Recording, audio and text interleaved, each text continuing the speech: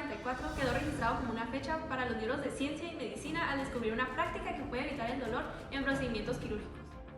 Este diciembre, Gardner Colton, un estudiante de medicina que se hizo pasar por profesor, llegó a una pequeña ciudad entre Boston y Nueva York llamada Hartford. Ahí quiso hacer la sensación entre las personas impartiendo una conferencia donde mostró los efectos del gas de la risa, es decir, óxido nitroso. A los asistentes de la conferencia les fue imposible parar de reír y de moverse con torpeza al inhalarlo. Una de las personas presentes era Horace Wells, un reconocido dentista local, quien vio el efecto del gas en alguien que se había golpeado la pierna y negaba que había sentido dolor alguno, y ahí le nace una maravillosa idea, algo que le daría solución a un gran problema: quitar el dolor en los procedimientos quirúrgicos realizados por los odontólogos. El 11 de diciembre, Wells convence a Colton de administrarle ese mismo gas de la risa mientras un compañero del dentista le extraía la muela del juicio al estudiante. Tal y como había creído, no sintió ningún tipo de dolor durante la cirugía. A continuación, le daremos la palabra a mi compañera Ivana Gámez. La práctica que revolucionará la medicina se realiza la primera cirugía sin dolor. El 11 de diciembre de 1844 quedó registrada como una fecha para los libros de la ciencia y medicina al descubrir una práctica que puede evitar el dolor en procedimientos quirúrgicos. Este diciembre, Gardner Colton, un estudiante de medicina, se hizo pasar por profesor. Llegó a una pequeña ciudad entre Boston y Nueva York llamada Hartford. Ahí quiso ser la sensación entre las personas partiendo una conferencia que demostró los efectos del gas de la risa, óxido nitroso. A los asistentes de la conferencia les fue imposible parar de reír y de moverse con torpeza al inhalarlo. Una de las personas presentes era Horace Wells, un reconocido dentista local, quien vio el efecto del gas en alguien que se había golpeado la pierna y negaba que había sentido dolor alguno. Y ahí le nace una maravillosa idea, algo que le podría dar solución a un gran problema: quitar el dolor en los procedimientos quirúrgicos realizados por odontólogos. El 11 de diciembre, Wells convence a Colton de administrarle ese mismo gas de la risa mientras un compañero del dentista le extraía la muela del juicio al estudiante. Tal y como había creído, no sintió ningún tipo de dolor durante la cirugía. Un completo fracaso. Después del constante uso del gas de la risa, óxido nitroso, Wells contó con la suerte y la oportunidad de realizar varias extracciones en diversos pacientes sin que sintieran dolor alguno. Emocionado por sus progresos, en enero de 1845 decidió comunicarlo a William Morton, un antiguo aprendiz que fue de mucha ayuda en sus investigaciones.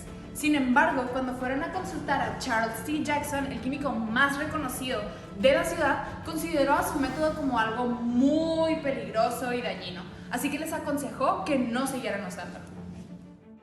Wells y Morton, decididos a no rendirse y renunciar a su trabajo, acudieron a la Facultad de Medicina de Harvard. Y una vez ahí, una demostración fue organizada por el Dr. John Warren en el anfiteatro del Hospital General de Massachusetts, del cual era cirujano en jefe. Cuando todo estaba listo para mostrar los efectos del óxido nitroso ante los médicos, el proceso fue un total fracaso, pues el paciente, un joven con caries, comenzó a gritar y a retorcerse del dolor en el momento en el que utilizaron el bisturí, por lo que los estudiantes y los médicos presentes desaprobaron y acusaron de farsante a Wells. Wells, decepcionado por lo ocurrido en Massachusetts, regresó a Hartford, mientras que Morton, por otro lado, continuó realizando experimentos anestésicos, pero esta vez utilizando el éter, otro tipo de gas. Al comienzo trabajó en animales y luego en humanos. El 30 de septiembre de 1846, después de varios intentos fallidos, empleó el éter sulfúrico para extraerle una muela a Evan Frost, quien era un músico bostoniano sin dolor. 2 semanas después se agendó una cita con el Dr. Warren, que se convertiría en su última oportunidad para mostrar su descubrimiento. Tomaría lugar en el mismo anfiteatro donde sucedió aquel incidente el año anterior en la Facultad de Medicina. Cuando Morton hizo un acto de presencia, un joven con un tumor de nacimiento en el cuello, Gilbert Abbott, estaba atado de manos y entre los presentes existía un gran interés. El odontólogo hizo que el joven inhalara el éter y no bastaron más que un par de minutos para que cayera inconsciente. La operación fue llevada a cabo con éxito. A partir de ese día se reconoce la invención de lo que hoy conocemos como anestesia. Un triste final. Al ver que el Congreso no le otorgaba remuneraciones económicas por su trabajo y el gran descubrimiento que realizó, Morton trató de construir una patente donde afirmaba que la fórmula de la anestesia le pertenecía, pero cuando todos vieron que era solo una mezcla de éter, decidieron no pagar por él.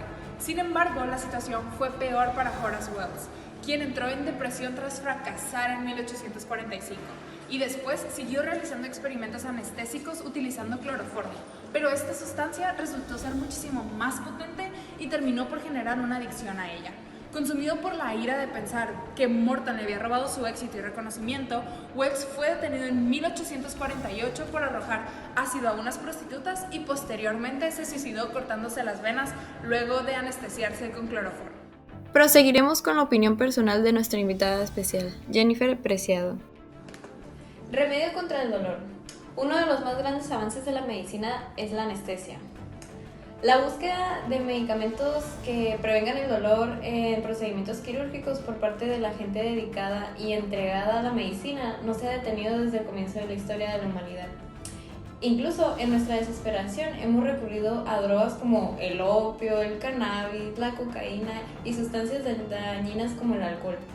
Sin embargo, el nacimiento de la anestesia gaseosa generó una gran revolución en la cirugía y todo se lo debemos al trabajo colectivo de los dentistas, quienes estaban dispuestos a implementar las medidas necesarias para mejorar la atención y comodidad de los pacientes que debían someterse a los procedimientos realmente dolorosos.